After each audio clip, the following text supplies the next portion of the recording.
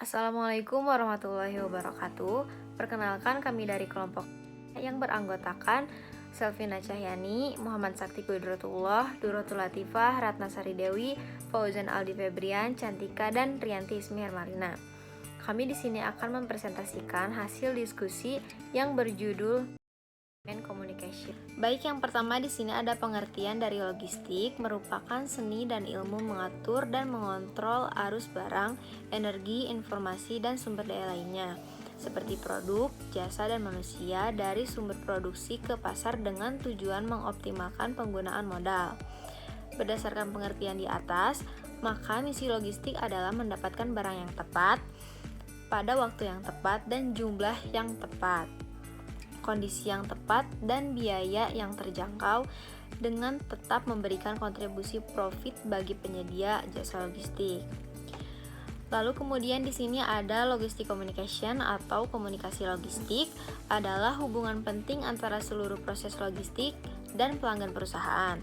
Komunikasi yang akurat dan tepat waktu adalah landasan manajemen logistik yang sukses. Keberhasilan dalam lingkungan bisnis saat ini membutuhkan manajemen sistem komunikasi yang kompleks. Komunikasi yang efektif harus berlangsung dalam organisasi pemasok dan pelanggan. Baik, di sini saya akan menyampaikan pembahasan dari jurnal utama kelompok kami. Yang pertama ada fenomena atau masalah. Gambaran bagaimana komunikasi internal yang terdiri dari komunikasi vertikal, horizontal, diagonal mempengaruhi employee engagement pada PT Solid Logistik. Yang mana komunikasi internal merupakan hal yang sangat fundamental bagi perusahaan sebagai sasaran untuk menghubungkan perasaan dan harapan karyawan dengan perusahaan. Saat ini, yang semakin kompleks dan penuh kompetisi turut memberikan tekanan yang lebih besar kepada karyawan, sehingga mendorong untuk lebih berupaya terciptanya sistem komunikasi internal yang lebih terpadu. Sekian, terima kasih. Baik, di sini saya akan menjelaskan mengenai tujuan. Penelitian ini bertujuan untuk mengetahui dan menganalisis pengaruh komunikasi internal terhadap employee engagement di PT Solid Logistik. Komunikasi internal membangun hubungan komunikasi yang jelas untuk memperkuat organisasi. Komunikasi internal yang berlangsung di PT Solid Logistik didasarkan pada visi dan misi serta tujuan.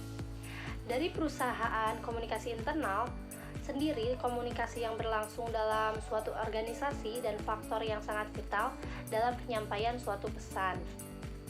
Komunikasi internal meliputi suatu kejelasan sumber-sumber komunikasi, suatu informasi yang diberikan sesuai dengan kebutuhan, dan komunikasi dari atasan ke bawahan serta dari bawahan kepada atasan dan juga sesama karyawan. Penyampaian informasi dari seorang atasan dapat diberikan kepada koleganya ataupun kepada bawahannya. Komunikasi akan berhasil dengan baik apabila timbul saling pengertian. Komunikasi yang baik dimaksudkan jalanin pengertian antara pihak yang satu ke pihak yang lain, sehingga apa yang dikomunikasikan dapat dimengerti. Baik, saya akan membahas tentang teori yang digunakan dalam jurnal yang kelompok kami pakai. Nah, teori komunikasi internal yang digunakan dalam penelitian ini mengacu pada pendapat Lawrence Brennan pada tahun 1960, di mana konsep komunikasi internal ini sebagaimana didefinisikan oleh Lawrence merupakan pertukaran gagasan antara administrator dan karyawan dalam suatu perusahaan atau organisasi, di mana guna terwujudnya tujuan perusahaan dengan struktur khas organisasi tersebut. Pertukaran gagasan itu berlangsung secara horizontal maupun vertikal di dalam perusahaan sehingga pekerjaan baik itu operasional maupun manajemen dapat berlangsung. Baik, sedangkan untuk employee engagement berdasarkan pandangan dari William H. Massey pada tahun 2009 menjelaskan bahwa ada 4 unsur utama yang menjadikan rasa keterikatan menjadi lebih baik, yaitu yang pertama ada urgency, yang kedua ada fokus, yang ketiga ada intensity, dan yang keempat ada enthusiasm, di mana feeling of urgensi merupakan suatu determinasi dan energi yang mengarah pada tujuan dari pekerjaannya sendiri. Dapat dikatakan sebagai dorongan internal yang besar dalam diri karyawan yang mengarah pada pekerjaannya.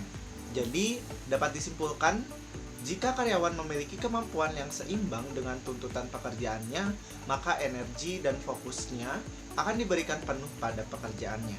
Sedangkan jika kemampuan karyawan melebihi tuntutan pekerjaan yang diberikan, maka karyawan tersebut akan bosan dan intensitasnya akan beralih pada hal yang lain. Kita lanjut pada metode penelitian yang digunakan jurnal yang kelompok kami pilih. Metode penelitian dalam jurnal ini menggunakan penelitian studi eksplanatif, di mana studi ini berpendapat bahwa dikatakan eksplanasi karena sebuah penelitian memiliki kredibilitas untuk menguji hubungan sebab akibat dari dua atau beberapa variabel dengan menggunakan analisis statistik inferensial. Pengumpulan data dilakukan melalui survei, mengatakan bahwa survei merupakan kata yang paling sering digunakan untuk menggambarkan metode pengumpulan informasi dari sampel. Selain sampel, pengumpulan informasi juga istilah-istilah lain yang muncul dalam definisi dan deskripsi tersusun secara sistematis, terorganisir, dan bersifat kuantitatif. Jadi, survei bisa dilihat sebagai strategi penelitian di mana informasi kuantitatif dikumpulkan secara sistematis dari sampel yang relatif besar yang diambil dari suatu populasi. Nah, survei merupakan teknik pengumpulan data ilmu sosial yang paling banyak digunakan. Survei juga memiliki banyak kegunaan dan memiliki banyak bentuk, seperti telepon wawancara, jajak pendapat melalui internet, dan berbagai jenis kuesioner yang lainnya. Baik, di sini juga saya akan menjelaskan mengenai sampel dan populasi. Untuk mengetahui pengaruh komunikasi internal terhadap employee engagement PT Solid Logistik, penelitian mengedarkan kuesioner yang dibagikan kepada 66 responden atau karyawan. Penelitian ini bertujuan untuk mengetahui dan mendeskripsikan pengaruh komunikasi internal terhadap employee engagement PT Solid Logistik. Lokasi penelitian di PT Solid Logistik, sedangkan objek penelitian adalah karyawan pada perusahaan tersebut. Lalu populasi keseluruhan adalah karyawan dengan merujuk pada teknik non-probability sampling, yaitu sampling jenuh di mana seluruh karyawan yang berjumlah 66 orang kesemuanya menjadi sampel penelitian. Dari hasil kuesioner diketahui bahwa profil karyawan di PT Solid Logistik bila dilihat dari jenis kelamin didominasi oleh karyawan dengan jenis kelamin laki-laki mencapai tingkatan 81%, lebih rendahnya jenis kelamin perempuan dibandingkan dengan laki-laki karena karakteristik industri jasa logistik di mana tuntunan dan ritme kerja lebih membutuhkan tenaga kerja laki-laki. Kemudian dari sisi usia karyawan didominasikan karyawan pada usia kurang dari 25 tahun sampai dengan 45 tahun, mencapai 72,7%. Hal ini menunjukkan bahwa mayoritas karyawan berada pada usia yang produktif, yang tentunya sangat dibutuhkan oleh setiap perusahaan. Baik, di sini saya akan menjelaskan mengenai pembahasan dan diskusi dari jurnal. PT Solid Logistik merupakan organisasi bisnis yang terdiri dari unit-unit komunikasi dalam hubungan hierarkis antara yang satu dengan lainnya dan berfungsi dalam suatu lingkungan. Unit komunikasi dalam sistem komunikasi tersebut adalah hubungan antara orang-orang dalam jabatan-jabatan atau dalam posisi. Sebagaimana S.N. Fowles tahun 1994 menyatakan bahwa unit mendasar komunikasi organisasi adalah seorang dalam suatu jabatan. Orang bisa disosialisasikan oleh jabatan, menciptakan suatu lingkaran yang lebih sesuai dengan keadaan jabatan yang pada saat yang sama jabatan itu dipersonalisasikan menghasilkan suatu figur atau gambar yang sesuai dengan keadaan orang tersebut. Baik, saya akan membandingkan jurnal acuan dengan jurnal yang pembanding dengan jurnal berjudul An Approach in Applying XML to Logistic Communication yang dikarang atau penulisnya yaitu David A. Conche and Support Chen Hasa tahun 2014. Nah, kesamaan dari jurnal acuan dengan jurnal pembanding ini merupakan dari teknik pengumpulan datanya melalui wawancara. Jadi antara jurnal acuan dan juga jurnal pembanding sama-sama menggunakan teknik pengumpulan data menggunakan wawancara, survei, dan juga kuesioner. Itulah persamaannya. Nah, perbedaannya yaitu metode yang digunakan untuk mengembangkan sistem komunikasi berbasis XML, di mana pengumpulan informasi atau sistem komunikasi yang digunakan oleh jurnal acuan berbeda dengan jurnal yang pembanding ini. Jurnal pembanding ini lebih memfokuskan pada sistem komunikasi yang berbasis XML. Jadi itu tentu berbeda dan juga memiliki sedikit perbedaan, yaitu komunikasi yang dilakukan oleh jurnal acuan itu komunikasi biasa, tapi untuk jurnal yang pembanding ini menggunakan XML. Jadi kesimpulan dari jurnal pembanding ini yaitu hasil penelitian menunjukkan bahwa akan ada peningkatan penggunaan XML dalam komunikasi logistik untuk memproses data transformasi secara otomatis seperti yang ditunjukkan oleh rilis Trans XML. Nah, dari hal tersebut bisa kita katakan bahwa menggunakan XML dalam komunikasi logistik mungkin akan lebih efektif jika dibandingkan dengan menggunakan sistem komunikasi yang biasa. Selanjutnya, Sistem Informasi Manajemen Logistik dan Peralatan Studi Kasus BPBD Kabupaten Wonogiri pada tahun 2019 dengan penulis Andisa Pamiliawati, Nanang Maulana, Ovidi Dekroy Wisnu Ardi, Sahirul Alim Tribuwono, Muhammad De Asri SAPI. Persamaannya adalah sama-sama mengumpulkan data-data atau informasi yang harus dicari. Perbedaannya adalah menggunakan metode penelitian pembuatan sistem informasi, menggunakan metode waterfall, terdiri dari 3 tahap, yaitu pengumpulan, rancangan sistem, dan pengujian. Kesimpulannya adalah telah dibuat sistem informasi manajemen logistik dan peralatan berdasarkan hasil pengujian pada sistem dalam menjalankan fungsionalitasnya.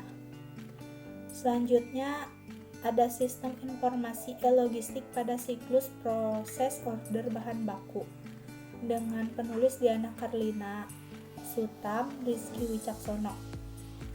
Komunikasi yang baik di perusahaan dapat memberikan suatu kemudahan bagi perusahaan dalam menjalankan kegiatannya.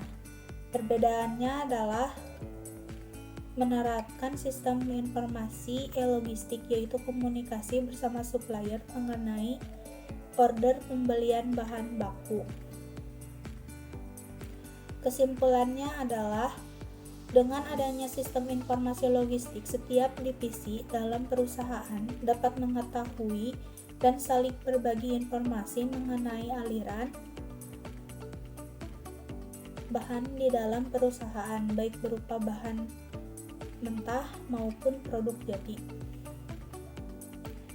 Lalu selanjutnya adalah the role of logistic information communication technology in promotion competitive advantage of the firm dengan penulis Susana Alfezo dan lain-lain. Persamaannya adalah sama-sama memegang peran penting komunikasi dalam organisasi. Perbedaannya adalah keunggulan para informasi dan teknologi komunikasi kompetitif dalam perusahaan.